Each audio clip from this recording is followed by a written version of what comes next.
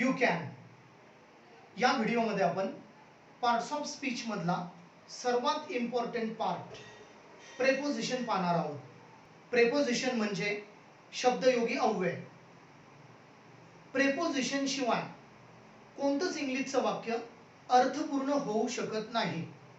थोडक्यात विशिष्ट वेळ, विशिष्ट ठिकाण या सगळ्या गोष्टींचा जो काही अर्थ आहे तो प्रेपोजिशनमुळे आपल्या लक्षात येतो.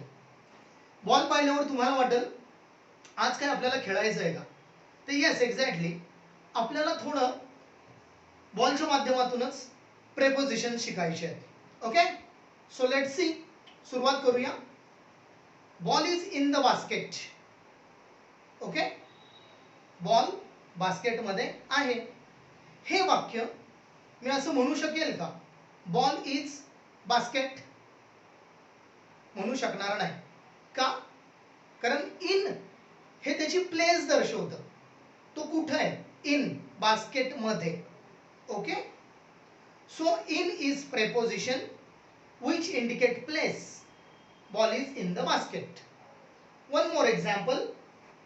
So it's a bottle. Bottle is in the basket. Bottle कुठे आहे? बास्केट मध्ये. So in indicates place. Some other examples. I am in the classroom. मी क्लासरूम मध्ये आहे. Vegetables are in the fridge. Vegetables fridge मध्ये आहेत. Clothes are in the cupboard. So okay, in indicates place. च्या मध्ये असणे. Now look at my action. I put the ball into the basket. Me basket मध्ये ball ठेवला. From outside to inside. I put the ball into the basket. च्या मध्ये. So this is into. आणि already तो आता आहे. पहिल्या sentence मध्ये पाहिलं आपण. ऑलरेडी आहे in the basket. आणि I put the ball into the basket. Okay? So बाहेरून आतमध्ये. into. I put the bottle into the basket. च्या आतमध्ये. बाहेरून आतमध्ये. into. I enter into the classroom. बाहेरून आतमध्ये मी प्रवेश करतो. My mother put the vegetables into the fridge. बाहेरून आतमध्ये. I hope in into मधला फरक तुमच्या लक्षात आलेला असेलच. in म्हणजे आत असणे. into म्हणजे बाहेरून आतमध्ये. From outside to inside. Next preposition inside पाहणार आहोत. इनसाइड म्हणजे च्या आतमध्ये असणे. For example, bottle is inside the basket. Bottle बास्केटच्या आतमध्ये आहे. Vegetables are inside the fridge. च्या आतमध्ये आहेत. My dress is inside the cupboard. Students are inside the classroom. So I think inside हे preposition क्लिअर झालेलं आहे. Inside म्हणजे च्या आत असणे. बट पर्टिक्युलरली 2 ऑब्जेक्ट्स असतात.